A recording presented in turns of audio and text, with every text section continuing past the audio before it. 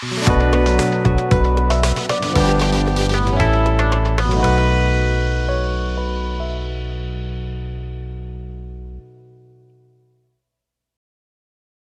seorang hamba itu makan, makan ketika sesuap nasi dia muji Allah, ketika minum seteguk nasi dia muji Allah. Itu kalau orang diridhoni Allah itu wali betul. Itu untuk jadi wali itu gampang. Kamu makan ridho, kamu ninjak buminya Allah ridho seneng, kamu hidup keseharian aman seneng. Nah ini supaya sampean kita semua ngaji betapa panduan Rasulullah untuk menggapai ridho Allah itu banyak yang keseharian sekali. Saking kesehariannya banyak dalam hadis dan itu sahih. Nabi menyebut hal-hal yang keseharian. Hatta ma tas'alu fi fimra'atika. Kamu punya uang kemudian istri kamu bisa makan itu ibadah. Bahkan sebagian ibadah itu dicontohkan Nabi yang akhirnya diprotes sahabat. Yaitu wa fi buti ahadikum sedekah. Kamu menggauli istri kamu itu ya sedekah. Sampai sahabat bilang yang benar ya Rasulullah. Ayati ahaduna syahwatahu wa huwa lahu ajrun. Masa urusan biologis, urusan syahwat kemudian dia dapat pahala. Nabi menjawab, alaysa lawadu'aha fi haramin akana alaihi wisrun. Bagaimana kalau dia meletakkan ke yang tidak benar itu kan dosa. Nah, hal-hal seperti ini yang saya ingin teman-teman semua. Saya juga agak ingin ngaji demi Anda juga agak ingin. Itu dosa sekali ngaji kok pesanan kelompok tertentu itu enggak boleh. Islam itu untuk semua. Jadi ya cuma karena di depan saya jenengan ya seakan-akan jenengan korbannya. Itu ada ilmunya dalam usul fikih itu. Jadi orang itu harus ngaji usul fikih. Nama yang disebut, mungkin Mas Sufyan masih ingat zaman ngaji usul fikih. Nama yang disebut itu tidak jaminan sebagai prioritas perintah. Jadi misalnya gini, kebetulan yang di depan Nabi itu Abu Dzar. Nabi ya bilang, ya Abu Dzarin ini uhibbuka misalnya, atau ya Mu'ad ini uhibbuka, atau ya Abu Hurairah ini uhibbuka misalnya. Banyaklah riwayat yang Nabi nyebut ya Abu Dzarin, ya Mu'ad, ya Abu Hurairah. Kemudian misalnya Nabi meneruskan khitab, ini uhibbuka, saya mencintai kamu, fakul dubur sholatin, atau sebagian riwayat disebut fala tada'anna dubura kulli sholatin, Allahumma inni ala dzikrika wa syukrika wa husni ibadatik. Saya mencintai kamu, siapa saja, Mu'ad bisa, Abu Dzar bisa siapa. Saya mencintai kamu, mohon kalau habis sholat kamu jangan lupa wiridan Allahumma inni ala dzikrika wa syukrika wa husni ibadatik. Ya Allah, tolong kami permudah supaya mudah ingat engkau. Anda tidak bisa mentang-mentang, wong nama saya Parmin, nama saya Purnomo, itu yang diperintahkan Mu'ad misalnya. Jadi yang disebut satu, tapi khitab itu untuk siapa saja. Saya teruskan ya. Jadi saya mohon semua kita melakukan kebaikan itu kalau dalam kaidah fikih disebut al-yakin la yuzalu bisyak. Banyak kebaikan yang kebenarannya itu 100%. Tidak punya efek samping ke pihak lain, ke kelompok lain, ke komunitas lain. Itu tadi misalnya Anda makan, dan itu murah sekali, hanya butuh satu piring. Setiap kunyahan kamu muji Allah, setiap minum kamu muji Allah. Itu redaksinya Rasulullah SAW disebut, Allah sangat ridho ketika seorang hamba makan, kemudian dia memuji Allah. Atau minum, kemudian dia muji Allah. Logikanya gampang, negara seperti ini yang kamu harapkan bentuknya kayak apa, mertua, ipar, komunitas, tetangga, itu nyata terjadi itu kan belum pasti. Sementara yang mesti terjadi adalah kamu butuh makan, kalau tidak mati. Butuh minum, kalau tidak mati. Butuh bumi yang nyaman ditempati, kalau tidak kita juga mati. Sebab itu Allah kalau menyebut nikmatnya itu hal-hal yang keseharian. Alladzi at'amahum min ju'. Allah itu siapa? Allah itu yang menciptakan kamu bisa makan. Tidak berlebihan, Allah itu yang menciptakan kondisi sosial itu ideal. Zaman Nabi itu ya ada orang munafik. Orang-orang pilihan Allah itu juga diuji orang sekelilingnya yang macam-macam. Semua diuji sesuai konteks zaman dan waktu. Nah, tapi ada ibadah-ibadah yang selalu disarankan Nabi. Sampai Nabi itu pernah ditanya, ayul islami khairun ya Rasulullah, Islam terbaik itu gimana? Jawaban Nabi itu unik. It'amut to'am, Islam terbaik itu ya makan-makan, santai-santai. Ketika Allah menyebut beberapa kebaikan, falak tahamal aqobah, wa ma adrokan Allah, mal aqobah. Terusannya apa? Fakku rokobah. Terusannya apa? Au it'amun fiyaumin di masubah. Ya itu acara makan-makan itu juga Islam. Kenapa? Ya bayangkan kalau tidak ada makanan, kita mati kan? Kondisi sosial tidak ideal tuh Anda masih gak apa-apa. Tapi kalau Anda tidak makan, Anda tidak minum, kamu punya istri cerewet masih bisa hidup, punya mertua cerewet masih bisa hidup. Tapi kalau tidak makan bisa mati. Berarti penting mana istri sama makan? Penting mana? Makan. Semoga istri Anda dengar. Nanti kamu disuruh makan tapi pulang deh. Itu kalau dibahasakan makan masih memahami. Penting mana nasi satu piring dengan istri. Nggak ada nasi mati, nggak ada istri belum mati. Penting mana? Gak berani jawab kan? Nah, ternyata Anda ada garang kan di depan istri. Jadi saya mohonlah, mungkin Mas Sufyan Sauri tadi yang bisa bantulah. Teman-teman tuh ngaji yang keseharian saja. Karena kita nyari ridha Allah itu berdasar firman Allah. Dan firman Allah itu menyebut keseharian tuh riang, gampang. Yaitu tadi misalnya wa min ayatihi manamukum billaili wan nahar. Termasuk ayat-ayat Allah itu kamu tidur. Maka dulu itu ada guyonan, ada tokoh Mu'tazilah, kelompok dalam Islam yang berpikir manusia itu bisa menentukan ikhtiarnya sendiri. Karena saya bisa duduk, ingin duduk, ingin berdiri, berdiri. Karena kelompok ini nggak terima kalau semua kehendak Allah, nanti bagaimana kalau semua kehendak Allah kok ada hisab ya, ada sanksi. Lucunya itu dia akhirnya, ini cerita ya, mencintai seorang perempuan, cantik sekali. Dan itu dia menjadi ahli sunnah itu oleh hal-hal yang sepele. Karena istrinya cantik, ya namanya suami istri hubungan intim.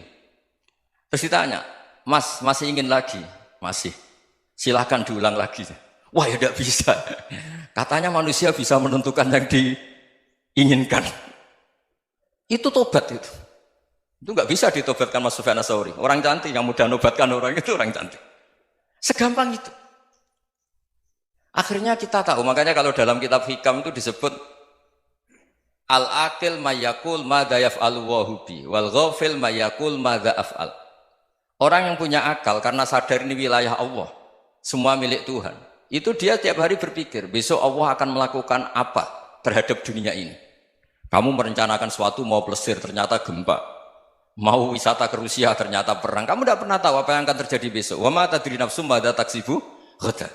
Tapi anda semua kita ini sering punya jadwal permanen. Makanya saya kalau diundang siapa saja, sana takdir. Yang jelas Gus ini acara penting. Ya masih acara penting nak pangeran ngersakno piye? Kok ape dadi pangeran? Kamu kok mau jadi Tuhan? Itu kadang ya kiai. Penting Gus acara ini jenengan harus memastikan bisa. Loh kamu itu yang ngajarin tauhid, sesuatu itu biadillah kok bilang-bilang apa pasti. Kalau saya terus tak tobatkan loh kamu kata saya. Ya kalau gitu Gus bilang insya Allah. Wah itu hati saya, fisik saya, roh saya sudah bilang insya Allah. Tidak usah kamu latih kata saya. Nah hal-hal tauhid keseharian itu gampang sebetulnya. Wal ghafil yaqulu madza af'al. Tapi orang yang lupa Allah dia setiap hari bilang besok apa? Kita bisa melakukan apa? Seakan-akan dia itu aktor, dia penting, dia subjek permanen, dia. Padahal kita ini hanya objek kehendak Allah Subhanahu wa taala. Karena kita yakin sesuatu yang terjadi di alam raya ini kita tidak bisa apa-apa. Makanya saya sering ngaji, sering bilang saya, ketika Anda mensifati Allah, Dia yang menghidupkan. Sudah itu tanamkan sehingga ketika kita mati santai saja. Kenapa santai? Allah punya cara menghidupkan kita. Zaman kita hidup juga gak tahu caranya ngelola jantung, ngelola paru-paru. Kamu juga gak tahu ngelola oksigen yang tidak beracun, tidak mengandung polusi. Tahu-tahu hidup. Gak ingin tua ya tahu-tahu tua, gak ingin mati tahu-tahu mati. Selama ini kita hidup juga agak tahu apa sebetulnya. Hanya gaya tok, punya jadwal, punya planning. Kalau kamu bisa menentukan pilihan Anda, pasti Anda istrinya cantik, 4 neriman semua, qanaah semua. Nyatanya enggak kan? Ada 1 jelek, cerewet. Oh itu kan, nyatanya enggak bisa apa-apa Anda kan?